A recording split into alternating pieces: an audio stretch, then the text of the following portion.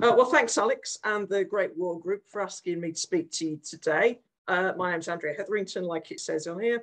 I'm a writer and researcher with an interest in the sort of social history of the First World War. I've done research for TV programmes, community projects, I've written articles and a couple of books, and the one that you see here today, British Widows of the First World War, the Forgotten Legion, is a topic I'm going to talk to you about today. It's a big topic. So today what I'm going to talk about is pension provision for widows and some of the underlying assumptions on which that is built. So firstly, just to set the scene, some statistics that are probably familiar to many of you. So in the war, we've got around 750,000 British dead. I put a question mark because there's a variety of sources for those figures. Around 28% of them were married men. The number of war widows goes up and down for reasons we'll go into, but a figure of around 230,000 in 1921 is not a bad one to work with. And as you'll know, probably half of those that are killed on the Western Front have no known grave. Now, before we talk about widows' pensions in more detail, we have to bear in mind that although this is 1914 onwards we're talking about, we're very much in the 19th century as far as general attitudes are concerned. So we have this Victorian mindset. Any assistance from the state historically had dire implications. Poor law reforms meant that if poor people wanted any kind of poor relief, you had to go into the workhouse. Samuel Smiles' book, Self-Help, had been all the rage when it was published in 1859, and the principles still applied and were very popular. The distinctions made between the deserving and the undeserving poor, and poverty is believed to be people's own fault, not an inevitable result of the capitalist system and the way things worked. Now, there are no war widows' pensions in earlier wars, no pensions from the state. The Boer Wars, especially the second one, so that's 1899 to 1902, finally some women did get pensions, but only those that were considered to be on the strength. It's a very limited number. Now, what that means on the strength, it's an important distinction. What it means is that a soldier had married with the permission of the army, who had full details of your wife, and that your wife had the right to accompany you on your overseas posting. Like I say, it's a very small number of people in every battalion, every regiment. Now, there is a big charitable drive in that Second Boer War to support families. It's also really the start of men volunteering for the army in larger numbers. A lot of volunteers joined up just for the duration for that war. Obviously, nowhere near the numbers that we see in the First World War, but that kind of phenomenon really was just sort of starting. So as I say, there's a big charitable drive. An organisation called the Soldiers and Sailors Family Association helps distribute charitable funds. However, that was a charity which mostly historically was about helping the relatives of living soldiers, not widows. But they started to help to distribute funds from something called the Royal Patriotic Fund, which started around this time to help soldiers' families and relieve distress in other areas. So there's no such thing as the welfare state. Now, obviously, from August 1914, the majority of soldiers are ordinary citizens who have enlisted for the duration, not as a career. So something's got to change, because the question of how their families are going to be supported whilst they're fighting is of prime importance. Nobody's going to sign up if they don't think that their wives and children are going to be looked after. So without some kind of state provision, you're going to have a massive brake put on the recruitment drive. So something called separation allowance is introduced to make payments to families whilst husbands are away. And it's made up of some money and then a bit of an allotment from his pay. And widows are also now entitled to make pension claims. And this is for all wives, not just those on the strength. So pensions are on a sliding scale, and it doesn't depend on what the man did in civilian life. It's entirely dependent on his rank. And it starts with very small amounts. A private widow would get 5 shillings a week. There's 20 shillings in a pound, so that gives you some kind of idea of that amount. Additional allowances are made for each child. First child gets most, subsequent children get less. So going to the other end of the spectrum, a general's widow would get £600 a year pension and a £3,000 gratuity. Gratuity is like a one-off payment. Wherever you see gratuity written, it's like a one-off payment. Now, the pensions are not means tested, and both pensions and separation allowance are paid direct to the woman herself. You get some paperwork, you have to take it to the post office, and the post office pay you your amount every week. Now, war widows are the only widows to receive a designated pension from the state until 1925. So that's all well and good, but nobody told the army that this was going to happen. So it came as a complete surprise to them to find out that suddenly women who were not on the strength were going to be entitled to anything. So Charles Harris gave evidence before a committee we'll talk about shortly, and he said that it was a cardinal point in military policy not to recognise these wives, i.e. wives who were not on the strength.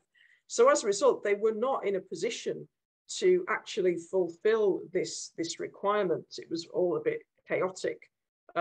So, you know, it's a bit like the change to universal credit. People are left without money for ages, weeks, and sometimes months in some cases. So the system is overwhelmed. Kitchener estimates that the total number of war widows throughout the war will be 50,000. A select committee on pensions, I've already mentioned, sits in late 1914 and early 1915 to look at this whole situation. But even they are working on the basis that British deaths would not be more than 65,000. Obviously, we know the reality is that there are more than 10 times that number of British dead. So to give you some indication of the problem the army were facing, you'll see there on the slide, I've told you that 1,100 women were entitled to separation allowance in July 1914. By November that year, 500,000 women are claiming it. So there's little wonder that the army were overwhelmed. So we move essentially from charity to a ministry eventually. Now, because the army just didn't have the capacity to process this stuff, they asked the Soldiers and Sailors Family Association to act on their behalf, to liaise with widows and wives generally. They had 800 branches nationwide, and they had 50,000 what were called volunteer social workers. Not the kind of thing we'd know today, but they were listed on their books. So they supposedly had the infrastructure to be able to help administer these payments. There were some problems with that. One of the problems being that their coverage was not nationwide. So they tended to be concentrated in towns that historically had military associations, because they were really about looking after the family of the living soldier historically. So there were big deserts where they didn't really exist. And also their membership and their volunteers are made up of nice middle-class ladies, a lot, who kind of struggled with the concept that separation allowances and widows' pensions were not charitable payments. They were payments as of right to an extent. So they struggled with the concept that people were entitled to these payments. SAFA itself had proclaimed that its own cardinal principle was self-help. So this notion of the deserving poor was clearly still alive and very often demonstrated through the auspices of SAFA and their involvement in this. Now, the Select Committee on Pensions did make some changes. It doubled the minimum war widow's pension to a huge amount, 10 shillings a week. And it removed the power on the face of it from the Soldiers and Sailors Family Association. So they now established a statutory central body called the Statutory Committee that would deal with pensions, and they would issue instructions and directions to local war pensions committees underneath that. The Ministry of Pensions was then established in December 1916, and that took responsibility away from SAFA completely. Now, SAFA were very unhappy about this, believing they'd been snubbed by the new measures and that their help hadn't been appreciated, and bemoaning the additional bureaucracy that they felt would now be necessary to run the system. But this was not, unfortunately, the end of their involvement in the administration of widows' pensions, because these local war pensions committees, also largely staffed by volunteers, drew their membership from the same kind of body of people. So these people were still very much involved. Again, an illustration of how things really blew up. Pensions Issue Office has only got 20 members of staff in January 1915. By March 1919, there were just over 4,000 members of staff. And that's some of them there in that picture.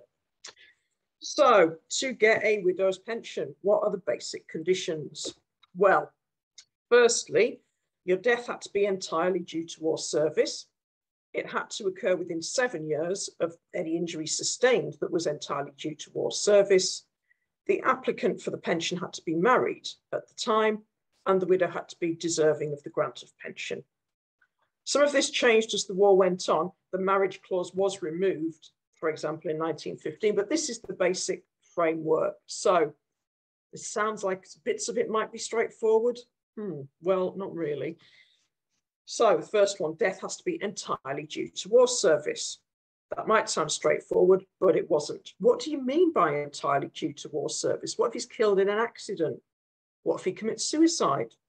What if he's executed by his own side for an offence?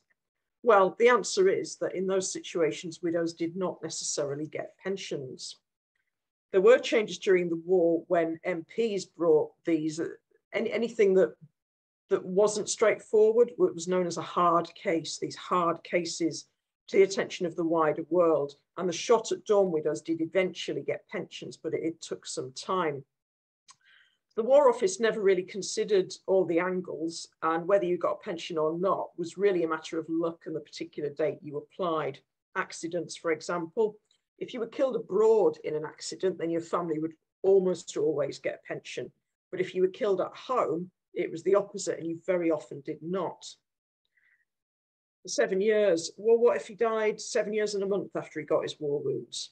Yeah, well, on the face of it, you wouldn't get anything. Now, this does change in 1921 when there's an overhaul of the system as it relates to widows of disabled veterans. But that area is quite complicated. So I'll leave that for now. I will be here all day. And the widow has to be deserving of the grant of pensions. We're going to talk about that in a little bit more detail, so keep that phrase in mind. Now, when a class of anomalies were brought to the attention of those administering the pensions, firstly, they would try to ignore them and just hope that these widows that weren't getting a pension due to some quirk of the system would just go away. They would ignore it for as long as possible. Then they'd ask somebody to look into this and see what was going on, and they would wait for advice. Widows not getting any money all this time. Then they'd establish a formula, sometimes on the basis of that advice, to deal with these cases. But that formula was often not followed by their own officials, all the way from the Ministry of Pensions down to the local war pensions committees, or they weren't aware of it. And the formula was not publicised. So if you'd been refused a pension because of the way the system operated in 1 year, but then they changed it 6 months later, they didn't tell you. So unless you found out about it through some other means and made a second application, on the whole, you were just doing without.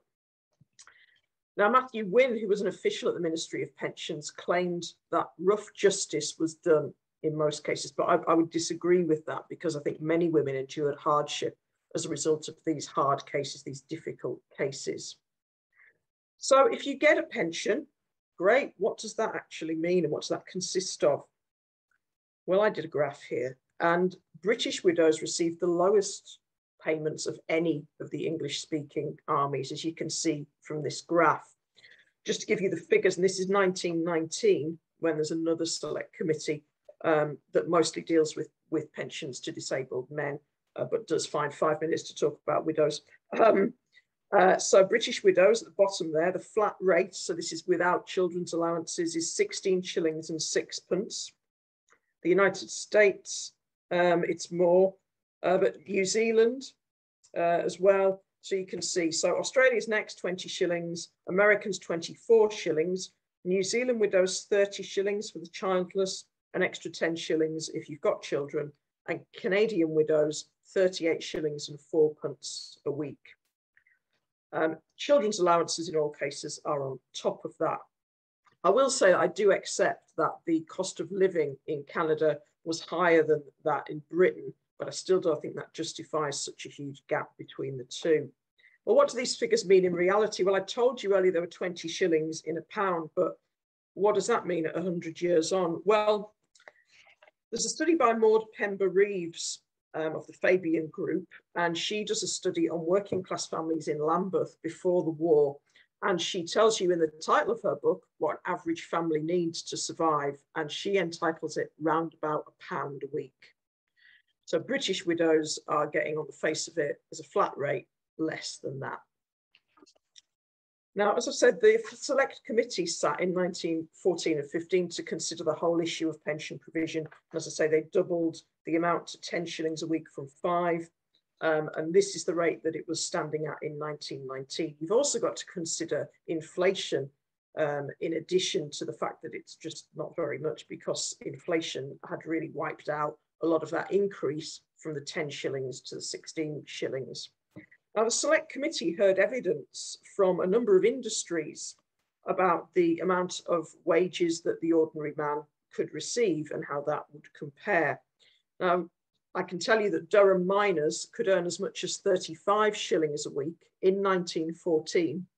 And on top of that, they would get free coal and free housing. Again, that just shows you how low these pension payments were. But they were also not as generous as would have been paid to a man had he found himself completely disabled. So in 1917, a soldier's widow would get around half what a man would get was he considered to be totally disabled. Now, there is something called the alternative pension for those who had a higher income in civilian life, but good luck to the women in proving that once the man was dead and hadn't been a civilian for quite some time, because she had to prove that by way of submitting wage slips and evidence. That was really, really difficult to do for a number of reasons. Firstly, firms didn't have to keep records in the same way that they do now. Before universal taxation, it was all a bit different.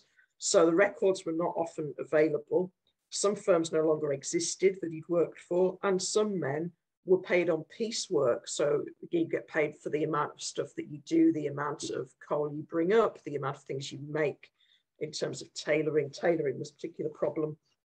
So that's really difficult to substantiate in terms of documentation. Now, the government were more than happy for that to be really hard for women to do, because it would have been hugely expensive for the Treasury. Around 9% of war widows were granted alternative pensions, but the evidence would suggest that the number of women who would have been entitled was probably around 25%. So that's a big increase. Now, the Select Committee of 1915 were obsessed with how much money a man actually handed over to his wife, not how much he earned. So the idea seemed to be that she could somehow run the household on far less than his income. Now, pensions were less than what a wife had been receiving under separation allowance plus an allotment from his army wage. And that put her in a worse financial position than she had been during her husband's war service. Now, this was not an accident. The reasoning behind it was that because your husband was gone for good, you could now make economies and potentially downsize. Whilst he's potentially coming home, you've got to keep things nice to a certain standard to await his return. And giving evidence before the Select Committee, Sir Charles Harris, again from the War Office, said this: "I think that the man who goes to fight is entitled to hope or to expect that his house, his cottage, or whatever it is, shall be kept together as long as he is alive. I think that when a man is dead, it is in all ranks of society customary for the widow to move into a smaller home." My great-grandmother was living in a 2-room house with 4 children. So how she was practically meant to downsize is very difficult to imagine. So why are these pension payments so low, and what does this potentially tell us about society's attitudes towards widows? Well, the first thing to say is that this is about class as well as gender. Soldiers themselves are not traditionally well regarded. The rank and file are seen as really coming from the lowest sectors of society. The previously unemployed and unemployable. They're seen as the scum of the earth, that famous quote, and they're not to be trusted beyond the battlefield. They're banned from certain public spaces, and theatres, for example, don't allow soldiers in at various times. So women who would associate themselves with soldiers are even worse. The First World War does change this, and we do eventually have a slightly different relationship to the military, but that's the historical background to this. You've also got to bear in mind that women do not have the vote.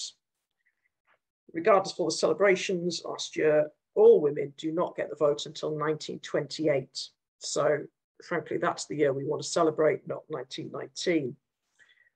Now, women are seen as unable to look after their own money, and this isn't just soldiers' wives. Think about criticism you might have been aware of young female munitions workers who are allegedly being paid so much money that they can now buy fur coats. There's a major panic and major moral panic about soldiers' wives now that they were being given separation allowances of their own with no man to dictate how it was being spent. And what's the answer? Well, the police are asked to keep an eye on soldiers' wives. This is a phenomenon that's so widespread that a number of trade unions passed resolutions decrying the practice in December 1914. The idea is immediately publicised that soldiers' wives are spending their money on drink. And so widespread is that lie that there's actually an official investigation in 1915.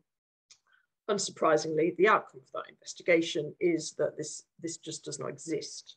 That those who drank to excess in the first place will continue to do so, and those who did not, do not. Statistics actually show that the rate of convictions, women's convictions for drunkenness, actually decreased during 1914. Now, Anna Martin, a social investigator of the time in London, wrote in 1915 that drink was an expensive luxury for most working class women. And she said that any government, even in these autocratic times, should, in the supposed interests of sobriety, have attempted to put a large proportion of the women of the country under police supervision was sufficiently surprising. It was even more astonishing to find the well-to-do portion of the community endorsing this step as a natural and proper precaution, lest soldiers and sailors should, at the end of the war, find their homes wasted and their children neglected. Some working class women are, in fact, busy using their money to do things like pay off debts that the man of the house has accrued and get things out of the pawn shop. And there's a book called War is Good for Babies and Young Children, because it is. The health of babies and children does improve significantly for a variety of reasons, but women are not spending all their money on drink. And this is a postcard from the time. You'll see she's wearing a red dress, this woman, but she's not a young woman, even though the police officer addresses her as little girly, but she's clearly had one too many. I think the reverse of this postcard, the person sending it has written something like, "Who'd be a policeman?" It wasn't really my take on the postcard, but there you go. Despite the fact that this soldiers' wives and drink thing appears to be complete nonsense, in October 1917, the Hartlepool licensees in the Northeast agreed to a request by the Chief Constable of Hartlepool to bar women from entering public houses. Now, as late as 1919, you couldn't get a drink in a pub in West Hartlepool after 8 o'clock if you were a woman. I'm not sure if that's changed. It's been a lot of years since I've had a drink in Hartlepool, and I was probably underage the last time I did that, so I don't know. But to say 1919, you still couldn't get a drink if you were a woman in Hartlepool. Another moral panic, war babies. This postcard says, "The flower that blooms in the spring." And the bottom says, "Tommy's left a lot of little things behind him." So there's a moral panic about young women having illegitimate children with soldiers. There's slightly more evidence for this in that at one point during the war, there is a rise in the illegitimacy rates, but nothing like the huge wave of immorality which is portrayed in the press. Now, interestingly, when looking at pension provision, unmarried women do get pensions from their soldier if he's got to name them on his paperwork, etc. But the payments are not as high as they are to wives, and they're only for the duration of the war and then 12 months thereafter. So let's say you're not one of these loose women and are all respectable and you marry your soldier boy. Surely that's acceptable. Well, actually, no, it's not. There's an idea abroad that women are only marrying soldiers to get hold of the separation allowance, this pittance, and a pension should he die. Again, we've seen just how much that entails, so it's not really worth getting married for, frankly. Now, this distrust is officially enshrined by those original arrangements for pensions and allowances, which did stipulate that a man had to be married at the time he enlisted. John Bull reports a typical letter from a correspondent from Cinderford in March 1917 that this first line comes from. And this writer appeals to the paper to stop these disgraceful war weddings. Girls and fellows meeting and marrying all in a few weeks or months just so that the girl can get the allowance. And the scrutiny doesn't stop once you're a widow. Pensions are not automatic. Women themselves have to apply, filling in a form that lists her particulars and those of the children.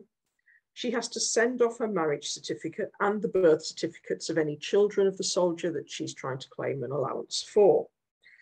She's got to have that form signed by both a magistrate and a senior police officer who certify, and I quote, that to the best of our knowledge and belief, the applicant above named was the lawful wife of the soldier described above, and we recommend her as in every respect deserving the grant of pension.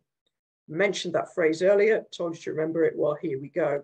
That phrase has significant implications for widows because the wording makes it clear that a war widow's pension is not seen as an absolute entitlement.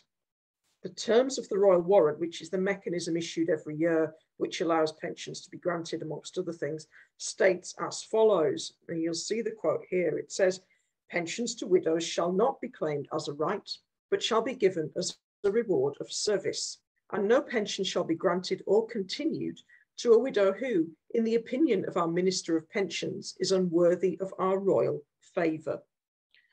When it talks about service, it's talking about the service of her husband, not her. And the opinion of the Minister of Pensions is informed by those lower down on the ground, who include, you've guessed it, those nice middle-class ladies from Safa. So the terms of the royal warrant leave the war widow's pension open to attack from vindictive neighbours and associates who want to have this woman declared unworthy of our royal favour. So anonymous letters signed a ratepayer or a concerned citizen start flooding into the offices of the Ministry of Pensions to report the inappropriate behaviour of some poor war widow, the poor state of her house or her children who are running around the street running riot. Investigations are almost always carried out after one of these letters. And as I've said, those investigations usually involve Safa or the same women that were in Safa but are now on the local war pensions committee or affiliated with them. And they're usually middle-class ladies with their very different ideas of what a household should look like and how a woman should conduct herself. The local police force were often involved as well. They were asked to give a report, as were the local ministers of religion if the widow went to a particular church. And of course, if she didn't, that's just another reason to have another strike against her. They could do a number of things. The ultimate sanction was the complete loss of your pension. So drunkenness, living in sin, illegitimate children, criminal convictions, or being rude to the nice lady visitor who might be sent by the local war pensions committee to keep an eye on you are fairly frequent examples of reasons why you might lose your widow's pension in the records which survive, of which there are not very many. As we've seen repeatedly through history, very, very recent history, speaking in September 2021, we are a nation of snitches. Neighbours encouraged each other to grass people up. People were lining up to grass these women up and get them into trouble. And they found themselves subject to investigation by the local war pensions committee. And if those reports came back not very favourably, their pensions could be paid in trust or taken away altogether. Church and the state, as I've said, were very much together on these kind of investigations. Imagine what that must be like to be investigated in that way. One of the people who was responsible for those kind of investigations was a woman who didn't appreciate the way that that was done at all. And she gave evidence before the select committee and said what an awful process she thought that was. And she'd said that, you know, if this was completely unsubstantiated, then this woman would hate you forever and not cooperate with the pensions committee at all. And she didn't see that this was something that was really worthwhile doing, but she was very much in the minority, I think. Now, the most frequent reason for the anonymous informants to report you to the Ministry of Pensions was that the widow had taken up with another man. Now, this is important because on remarriage, a widow would lose her pension.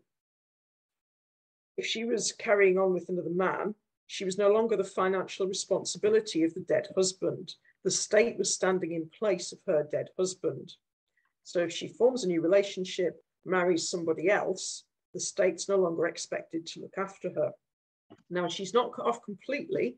She does get either a lump sum of 2 years pension, or after 1917, 1 year's pension on her remarriage. And that is referred literally in the papers as a dowry, which is really interesting. But she doesn't get a pension. And if she splits up with that man, she can't reapply.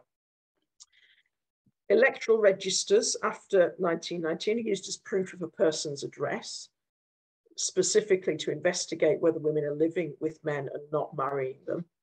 And that actually meant that some widows and their partners might have deliberately lost their vote, not registered, to make sure that they weren't detected and they kept her pension. Our public opinion was very much against these women. The Yorkshire Evening Post was not alone in describing them as widows who dishonour their dead. And the men with whom they were living were equally derided as parasites, taking advantage of both the woman and the state. There's a great set of disclosures from North Shields, and in the northeast, a very busy woman starts writing to the local committee there, letters that forwarded on to the Ministry of Pensions, saying that all these women are carrying on with other men and that investigators have to go to the pub because the clock vaults at 10 p.m. do not lie. And that's quite an interesting set of letters. Now, even if that investigation is found not to be strictly true, that those reports are not strictly true, once you're on the committee's radar, you could be under scrutiny for years. Lots of women on very little evidence either have their pensions removed altogether, or their pensions are paid in trust to somebody else to administer for them, or they're given tokens for local shopkeepers, which must have been really embarrassing because everyone's going to know why you suddenly can't turn up with cash and you've got to pay in tokens. And this goes on for years after they're first reported to the authorities. You can get your pension back if you apply, but a lot of women didn't. They either didn't apply or they applied and didn't get their pensions back, because to get them back, again, you have to go through this whole investigation, which must be really humiliating. Now, the Ministry of Pensions figures that I talk about here, they show that between March 1918 and March 1919, almost 1,000 pension forfeitures were made. And that undoubtedly left families in a very serious financial position. But I think this is actually just the tip of the iceberg, because there's another select committee, as I've mentioned, in 1919. And the representative there from the Ministry of Pensions talks about there being 44,000 forfeitures between 1917 and 1919. Now, that seems like a really huge figure, but he's from the Ministry of Pensions. He's not going to say that without justification. Now, I don't know if he's talking about actual investigations rather than investigations which then result in a complete forfeiture or not. And as I say, 1919, they're less concerned about women, and they're much more concerned in that select committee about wounded veterans, what they're getting. So nobody really pushes him on what he actually means by that. But regardless, whether that's investigations or whether that's actual forfeitures, that's a really staggering number. And there is an appetite for this. I mean, the Ministry of Pensions even volunteer themselves to help the Merchant Marine in investigating their widows who are dealt with under a slightly different system. They even say that they'll help them investigate unworthy widows. So there was somebody there with a real appetite for this work. It goes without saying that there are no sanctions of this kind for disabled men in receipt of pensions. You can do what you like, spend your pension on drink if you want, it doesn't matter. The only thing that would see your pension removed as a disabled veteran was treason. If you committed the offence of treason, you'd lose your pension.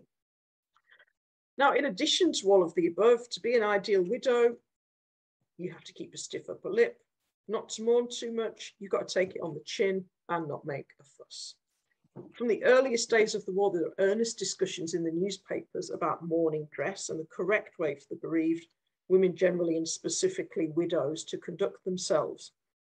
As casualties start to mount, this becomes more relevant.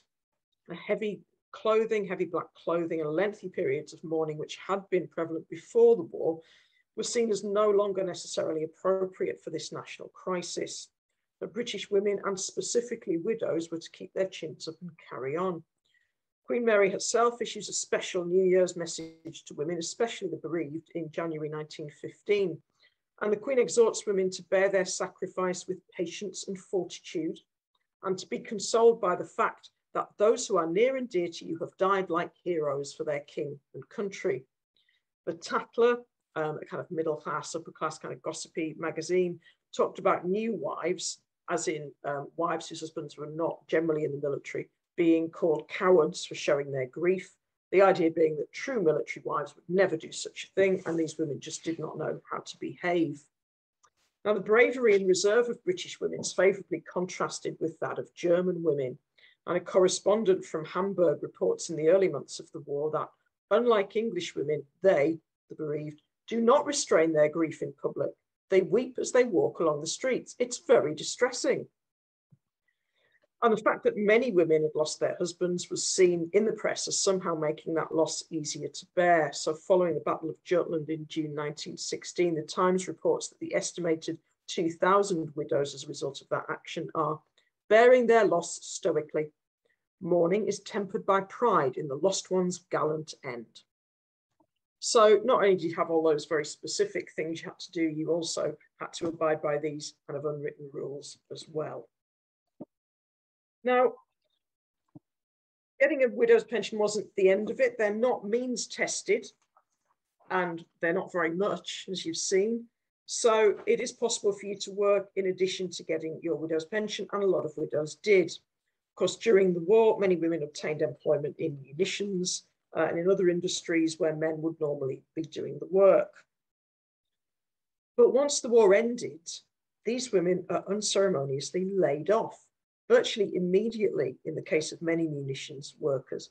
Big munitions factory at Barnbow here in Leeds, where it was a huge majority of women working there. And I've seen this great photograph, which is supposedly taken on the day that the day that war stopped, day of the armistice. And you've never seen such a miserable looking bunch of women in your life, because just before the photograph's taken, they're told that, yes, the war's over, but that means that they're getting laid off that afternoon. And that kind of thing happened all over the place. As men started to be demobilized, they come to be on a direct collision course with women who wanted to continue working. And this, I think, is one of the reasons why there's a tension later on between the interests of widows and orphans and those of veterans in the workings of the British Legion that I'll mention in a second. So there's a big drive to send women, and especially widows, home. The Bradford War Pensions Committee, for example, sacks all of its women workers after the war and replaces them with veterans, and that happens nationwide. Now, this is in addition to widows having traditionally been seen as a problem in the labour market because of the myth that they will suppress wages by being willing to work for less money than a man. Some of those giving evidence before the select committees from various workmen's organisations and trade unions were actually motivated by paying women more on a pension to keep them out of the workforce. So they all had a vested interest in the evidence that they gave. Some women obviously didn't work in war work. Some women tried to continue to run their husbands' businesses once they were called up or had joined up, endeavoured to carry on now he was dead. I found shopkeepers, people running milk delivery businesses, fruit and veg delivery businesses, etc., where the woman had stepped into the man's role when he'd gone off to war, and once he was dead, she tried to continue to keep that going. Children's employment, this is a big thing. A lot more children went out to work during the war and to make a contribution to the family income. This includes before and after school jobs like a paper round or helping with a milk round, to leaving school very early completely to get a full-time job. I don't think it's an exaggeration to say that a generation of children had their educational opportunities curtailed on the death of their fathers. Widows had to show some ingenuity. There was no childcare available. Some of the munitions factories had childcare, but as I say, that wasn't employment that was going to continue after the war. So unless you had somebody that could look after your children, it was difficult to work outside the home anyway. Some local war pensions committees didn't want widows working in addition to getting a pension. Some wanted them to work. There was a lot of different pressures. So anything you could do from home, we all love working from home, as we've all discovered. Anything you could do from home was a bonus. So taking in washing of your neighbours is a common source of income for widows. Taking in lodgers, if you had an extra room, but that led you into more difficulties because of this whole business of being investigated if there was another man in the house. So that might be a non-starter. If you lived somewhere picturesque, you could rent out a room to holiday makers. One widow I've found lived near a golf course. So when people started to play golf again after the war, periodically all the children would be shunted out into one room so that she could rent out this room for holiday makers to come and play golf. One widow I found rented out her nice tablecloth to neighbours for weddings and special occasions. And she also took in washing for the local pawn shop on the basis that if there was anything nice that she fancied, she could keep that as her payment. Now, the economic realities that we've spoken about mean it's unsurprising that a significant number of First World War widows, around 40%, remarry. Now, despite the loss of the war widow's pension, which always ensues, that we've already talked about, living once again with a working man improves the family income drastically. You might notice if you ever looked at the Commonwealth War Graves records online, the number of women who are listed as formerly Private so-and-so's wife or formerly ex, because at the time the cemeteries are being established, they've now remarried. And this was a development which had been anticipated in some degree by the Ministry of Pensions and certainly hoped for, hence the lump sum. It was going to be cheaper to pay these women off with a lump sum than it was to potentially support them for the rest of their lives.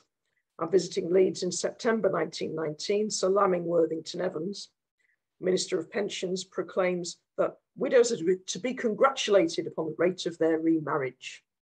So where did women go who couldn't get a pension or couldn't cope, unsurprisingly, on the amounts they were given? Well, the system was rather cynically designed for charities to step in from the beginning. The conclusion to the 1915 Select Committee report states that they expected charities to supplement the government rates where it appeared to be desirable to do so, having regard to all the circumstances of the case. So again, we're back to charity, the deserving and undeserving poor, and all of the attitudes we've already encountered. I've listed some sources here of extra help, but in terms of giving widows charitable assistance, SAFA usually refused. Two reasons for that. Firstly, was that they'd been so heavily involved in the machinery of pension administration that to give women extra after they've been through that whole pension mill would be an admission that the system was wrong, and they couldn't really have that. Also, as I've said earlier, traditionally, SAFA concerned themselves with the relatives of the living soldier, not the dead. The Royal Patriotic Fund, I think I've mentioned that was set up to distribute funds that were collected from the Boer War. That was still in existence. You could make an application there. But of course, they're going to look at why you need this money. Have you got a pension? Have you not been granted a pension? Why have you not been granted a pension? So you've got to go through all of those kinds of investigations again. The Salvation Army was an organisation which did help widows. During the war, they'd set up a scheme called the Widows' Counsellors Scheme, and they had 500 widows' counsellors nationwide by July 1916. And these counsellors would help widows in dealing with pension authorities, give them support and guidance. And after the war, the Salvation Army did help widows visit the graves of their husbands abroad, and they also had an emigration service for those who wanted to make a new start elsewhere in the empire. Now, I'll put poor law guardians there, but application to the authorities for poor law relief really was the last resort for the destitute widow. There's a huge stigma attached to doing so, not just amongst women. during the war in this country, wounded soldiers were sometimes accommodated in hospitals that had been workhouse hospitals, and a number of them protested against that, feeling that they were being stigmatized as paupers. Some boards of guardians would assist the widow by arranging to remove her children and put them in the workhouse so that she could go out to work. So you can see why this was very much a last resort. In 1920, the National Council of Social Service, a new body, produced a report on the effect of widows' pensions on families and noted that applying for relief resulted in a loss of self-respect. Their investigators reported that such relief is not a right, and there's a general feeling that it's given grudgingly and with the idea that you should be able to manage without it. I've also mentioned the British Legion here, though frankly they didn't really cover themselves in glory, I don't think, when it came to looking after widows. Established in 1921, when they're first established, women are not allowed to become ordinary members of the British Legion. They do have as one of their tenets, when they establish the right to jealously guard the right of widows and orphans to pensions. But interestingly, it's the last on the list of their list of demands and guiding principles. They don't really help widows in a massive way. Sometimes they help them with appeals before the Pension Appeal Tribunal. One, widows could actually do that, which is a bit later on. But they're really concerned with looking after the interests of veterans. That's what they're about. And as I mentioned earlier, I think there's actually a direct contradiction there and a conflict of interest in a lot of ways in the position of the discharged soldier and of the widow. So attitudes about telling people how they could spend their money. This is a quote that I found after the war, and I'll read it. And it says, because a woman is a war widow, it does not necessarily follow that they are fitting persons to benefit from any particular charity set aside for the relief of war widows and orphans. A case has come to our knowledge of a war widow who, having received monetary help from a charitable fund on account of the sickness of her child, bought a gramophone. And those capitals are in the original quote, and that's the Portsmouth Evening News of 1920. So you were very much going to be told how you could spend this money. But before we start to congratulate ourselves on the change of that, here's a quote from Philip Davies, Conservative MP for Shipley, who, having watched Benefit Street, makes this quote in Parliament. Has the Secretary of State, like me, been struck by the number of people on Benefit Street that managed to complain about benefits reforms whilst being able to buy copious amounts of cigarettes, have lots of tattoos done, and watch Sky TV on the obligatory widescreen television? And another one. This is Gransnet, which is like Mumsnet but more brutal. And this lady says, I think it's wrong that folks on benefits have Sky and phones, and many of them smoke and drink too. And that's 2017. I could have found loads more from even more recently, I'm sure, but that just gives you an indication that these attitudes are still with us. So thank you for listening. That's the book, again, burned into your eyeballs, British Widows of the First World War, The Forgotten Legion, still available from all good bookshops. And as Alex very kindly said, I do have a second book, which has more recently come out, and that's on deserters of the First World War on the home front. Again, something else nobody's really written about. I don't know why I don't just do something really easy, but that's not the challenge, is it? So that's out as well. If you're interested in that, that is also available in all good bookshops. That's my Twitter handle. I'm fairly easy to find. If you need me, I'm available for weddings, bar mitzvahs, funerals, anything. I did have another slide actually about History Hack, but I think I've lost it. There's also a great podcast. There's a great podcast done by some woman called Alex Churchill about deserters of the First World War, the home front, and that's available from all the places you normally get your History Hack podcast, which is excellent, and I would very much recommend it.